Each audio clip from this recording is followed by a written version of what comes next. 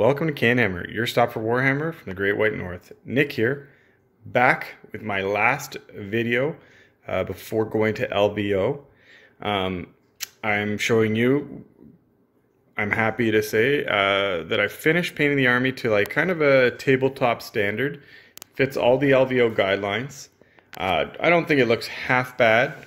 Of course, over the next little while I'll be adding little details to really spruce the army up, you know, should I maintain the list or whatever else. But here it is. We'll go over some of the, you know, progress and changes I've made. But, you know, hopefully this video also goes to show that, like, in a relatively short time, you can get an army painted up.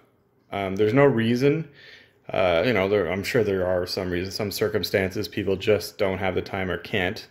But, for example, I have a young baby at home. I don't get a lot of time to paint. I get maybe a couple hours every couple of days. Sometimes it's only just 20 minutes a day. But, you know, if you plan it out properly and you use that time efficiently, you can get it done. You know, sometimes even, you know, if you only have 20 minutes, you can even just put the first level of your basing detail on all your bases. Because you'd be surprised how, like, you know, if you leave basing to last, how long that it can actually take to do your bases. Because, you know, well, at least the way I do them, you know, you put your first layer, then you dry brush, then you wash, then you dry, you know, there's a number of steps, and that's, you know, it's deceiving how long that can take. But even something like that, 20 minutes, or priming 20 minutes, or a couple details here and there, or dry, that adds up. You know, if you're consistent with it, and that's the biggest thing for consistency. So here we are, it's done. I'm not going to say, like I said, it's not winning any presentation awards, but you know what, it doesn't look half bad from across the table. If I have time before LVO, which, you know, I might, the only thing I'm going to do is kind of spruce up the cultists. We kind of rushed these guys because I didn't want to spend get bogged down painting 30 cultists to extreme detail. So I kind of just got paint on these guys, made sure that they were kind of legal, and then I moved on to the rest of the army. So now that the army is kind of done, I can come back and hopefully kind of fix these up a little bit, and also darken these rims. I really like the rims for distinguishing squads, but it's a little bright, and I don't like it. Like the rims back here I prefer, except so black, brown, and maroon.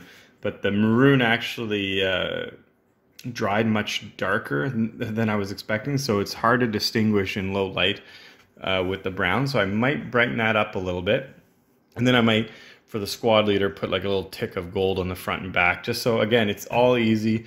There's no arguing on who's the squad leader and whatnot, and do the same down here. So if I have time, it's going to be these guys, but I'm also going to be working on a display for CanHammer Teen Tournament. So last time we didn't have the Disco Lords done. Here they are. I went, just to distinguish them, a blue, pink, and a green guy. You know, so not all the details are done, but, you know, I think we got our 90% solution.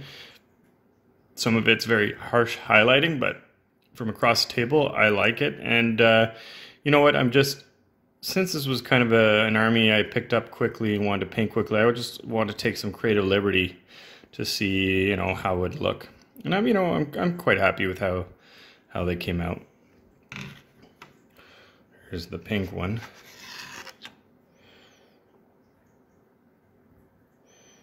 Yep, so Disco Lords are done. The Helldrakes are done. I'm torn. Like, from across the table, they look decent. The wings, the blue isn't as smooth as I wanted, though you know, having the kind of the cloudy effect is okay, and the wings are a little dirtier, but you know, it's a Chaos Demon engine, so it's kind of supposed to be kind of dirty, so try to distract you with some cheap OSL. And the gold with the harsh white highlighting. I also, if you notice, so LVO, you have to have your army has to look unified, and your detachments have to kind of be distinguishable. So I tried to have both detachments have a main color, so the Red Corsairs are red and black. You know, the Alpha Legion are blue. But I also did stuff to kind of tie it in, use similar colors like the OSL here, green, white highlighting, you know, gold, same thing, gold. The Helldrakes actually have the Red Corsair color scheme on these panels. So, you know, I tried to add little elements to kind of tie all the models in together into the army. I think it works relatively. Like, I think, you know, immediately when you look at the army, you can distinguish what's in what detachment. But then as you glance over it, it kind of seems like a cohesive army, especially the basing helps with that. Added some details to this guy, just get his power fist look glowing, and so that's those changes. And then, oh yeah, and then the arms for the knight came in. Legio models, pretty happy with these. They're actually much bigger than the standard thermal cannon that comes with the knight kit. So here we are. We are ready. I haven't played too many games. I played 2 games against my buddy who played Iron Hands, 3 repulsors, 3 flyers, 3 thunderfire cannons, you know, typical Iron Hands. It was ETC format. So our first game, it was Hammer and Anvil. He went first. He killed a bunch of stuff, like 2 Disco Lords, I think, 1 or 2 Helldrakes. It's just... and then my table doesn't have a lot of line of sight blocking terrain. It's got a lot of terrain, but it's not line of sight blocking. So it's hard to hide from that. So anyways, I like to practice on light terrain so that whenever I get to a table that has heavy terrain, you know, at least I'm spoiled. But yeah, so then my first shooting phase was abysmal. And so anyways, let him go again, then he killed the knight. So it's just, we called it.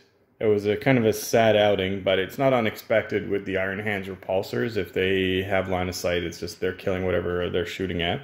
Played another game. This time was Dawn of War. I went first, and it was much closer. My first turn, now just goes to show you that you still need to respect Marines, especially Iron Hands. I went first, I killed 2 repulsors and a plane and wounded another plane. And he was still able to come back and, like, we didn't exactly finish the game, but we decided it was about a 10-10 at the end. And the reason for that is, like, I had pushed up my obliterators, killed all that stuff with the knight, got careless, didn't screen my obliterators properly, figured, oh, you know, they killed about 800 points, they did their job. But no, losing them, his like last 2 planes and his Thunderfires and his last repulsor was still enough for him to bring it back, even after losing 800 points. Goes to show you how powerful Marines are, that you can't slip up, you can't make mistakes. Even though, you know, you might have had an awesome alpha strike or turn, you still have to be careful and play the game smart, because it can come to bite you in the ass, and that's exactly what happened to me. So anyways, that's a good lesson. I'm glad I'm learning that lesson now. I'm still happy with where the list is at, and I'm looking forward to playing it at LVO. So my goals for LVO will be to go 4-2, stretch goals 5-1. If I get 3-3 or 2-4, like, it's going to be hard to predict, because if it ends up being 30, 40, 50% Marines, who knows? You know, those aren't exactly gimme games.